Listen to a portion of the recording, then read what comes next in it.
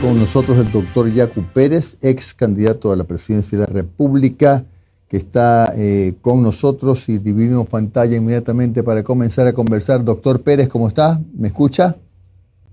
Perfectamente, querido Jimmy. Buenos ¿Qué días. tal? Oiga, Yacu, dos cosas rápidas. La primera, ¿cómo va el tema de la inscripción de Somos Agua? ¿Se ha quedado por el momento en una especie de suspenso o han seguido ustedes insistiendo y está en análisis pues del Consejo Nacional Electoral? Estamos insistiendo en la inscripción del movimiento, pero hay fuerzas extrañas que imposibilitan su registro. Habíamos presentado en su momento más de 200,000 firmas. Luego presentamos, no recuerdo exactamente el número, pero también un número más. Estaban por revisar y se ha quedado en suspenso. Vamos a seguir insistiendo. También no continuamos de manera insistente en la recolección de firmas por la situación del crimen organizado, pero siempre estamos nosotros reuniéndonos a nivel nacional y la idea es participar, porque un movimiento político es para participar electoralmente, no es para otra cosa que la actividad Claro, electoral. pero obvio, pero en este momento por lo menos son un movimiento civil, ¿no? Pero activos, pero no reconocidos todavía por el CNE.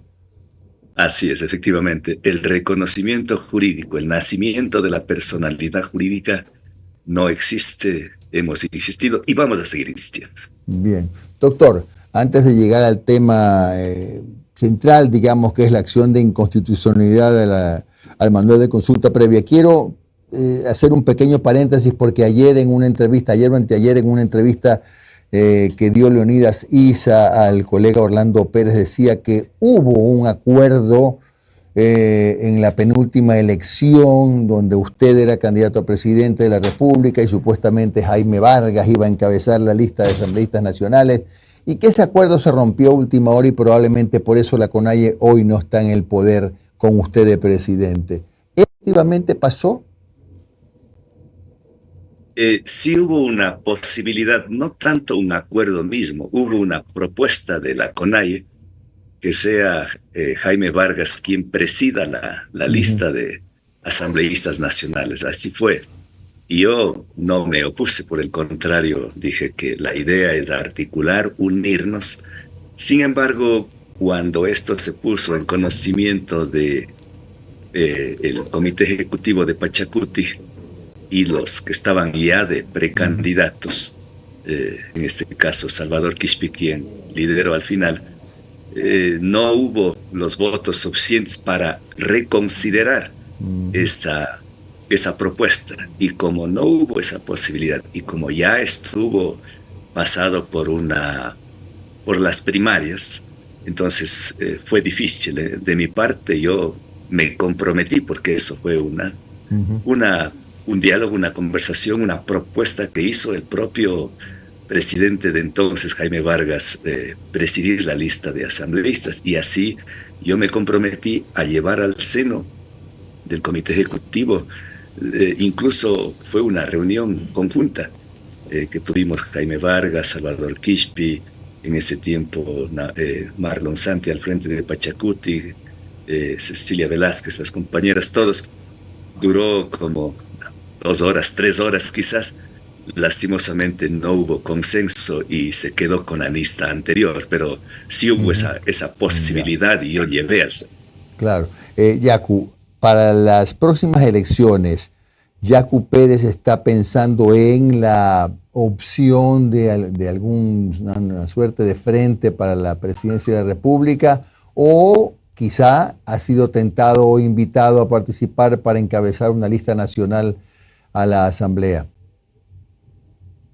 He sido propuesto por estas dos posibilidades. Todavía hemos contestado que es todo conversaciones muy así informales y esto no decido yo nomás, esto decide una, una organización colectiva y además el panorama, si bien es cierto, en menos de un año ya estaríamos en un proceso eleccionario, pero también en el país, así como en que el deporte, pasado los 90 minutos del partido de fútbol, solo cuando hay el pitazo final, a veces en los descuentos cambia radicalmente el resultado. En la política también usted es testigo de cómo va pasando los tiempos. De un rato determinados candidatos están en ruinas y después suben, después bajan. Entonces vamos a ver, incluso este rato viene la consulta popular del 21 de abril.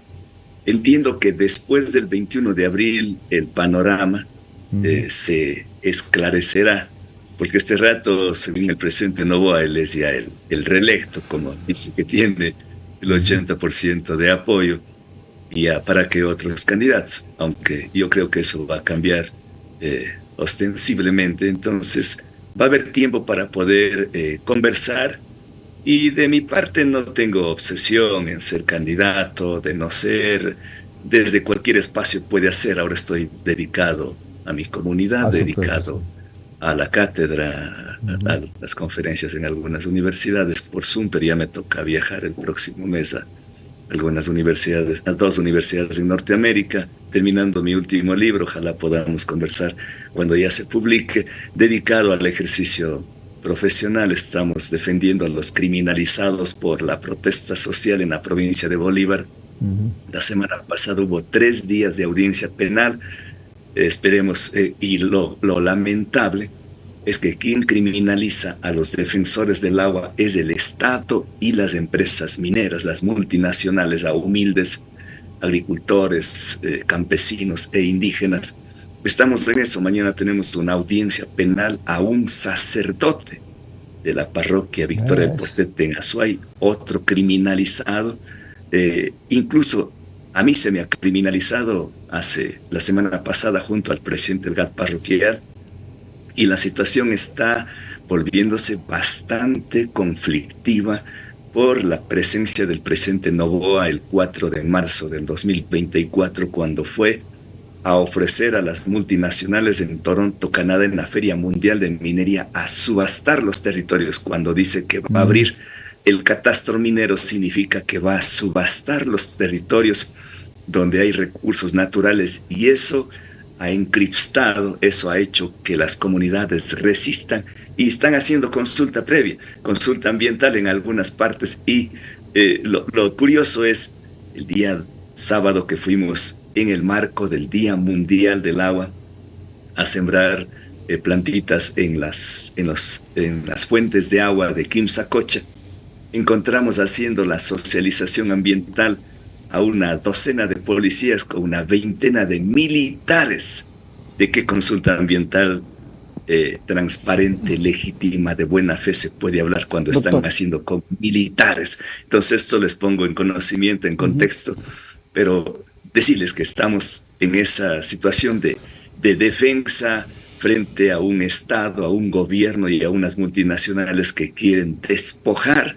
Ya están fracturando el tejido social y ahora van por allá. Doctor, buen día. Omar Jaén le saluda. Gracias por su tiempo. Doctor, para que la gente lo tenga bien presente, le dé contexto. Usted ha planteado una acción de inconstitucionalidad ante la Corte con respecto al tema de las consultas previas que se tiene que dar antes de realizar este tipo de proyectos petroleros o mineros en las comunidades que pueden resultar afectadas. ¿Puede explicarnos un poco la motivación que usted tiene para plantear esta acción? Sí, efectivamente, querido Omar, permítame hacer una contextualización histórica muy rápidamente. El pueblo Sarayaku, cuando fue invadido por la multinacional de capitales argentinos en Sarayaku, presentó una acción, ese tiempo se llamaba acción de protección, no dio resultado el primero, en segunda instancia, y tuvo que presentar en la CIDH. Y recién en el 2012, esto fue presentado en el 2006, en el 2012, después de 6 años, se hizo realidad y la Corte Interamericana de los Derechos Humanos dijo que tiene que haber consulta previa, libre e informada. Y un otro antecedente fundamental es el caso Salamanca, del pueblo de Salamanca versus Surinam.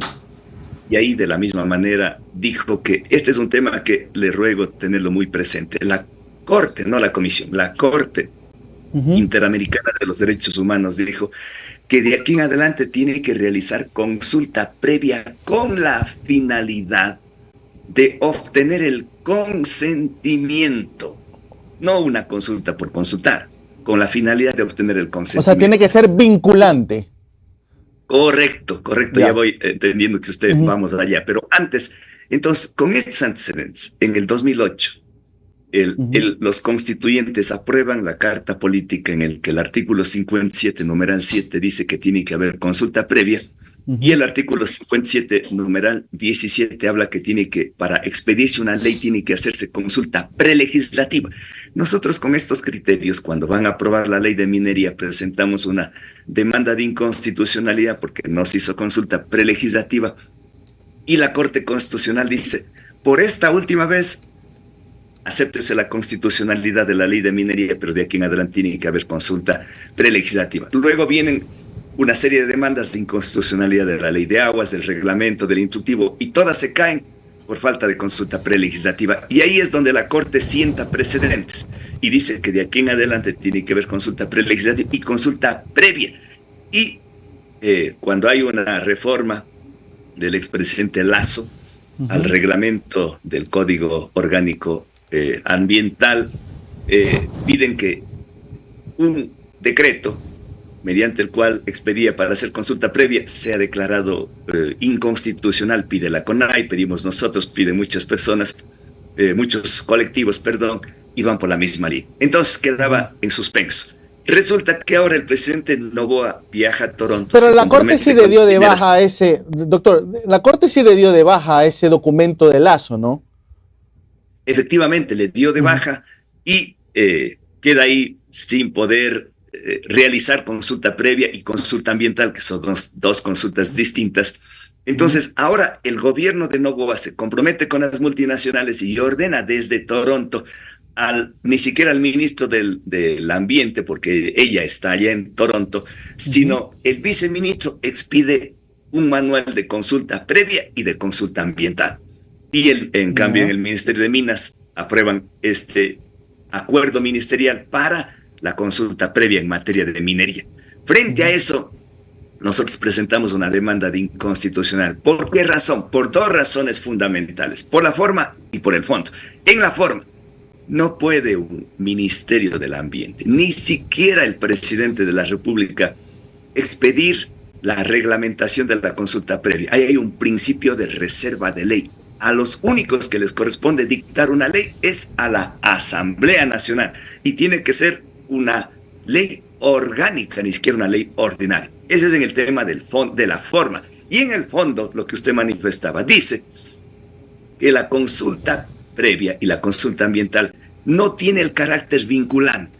Entonces la pregunta es, ¿nos van a consultar y los resultados de la consulta van a ser irrelevantes? Porque así la comunidad se oponga. Dice el manual de consulta previa que el proyecto va porque va. Entonces, ¿para qué nos consultan? Nos van a tomar el pelo. No tiene sentido. Entonces, eso es la razón por la que presentamos la demanda de inconstitucionalidad ante la Corte Constitucional, para que sea la Corte Constitucional que disponga que los resultados de la consulta tienen que ser vinculantes en función a la sentencia dictada por la Corte Interamericana de los Derechos Humanos en el caso Salamanca versus Surinam y en el caso Sarayaku versus Ecuador.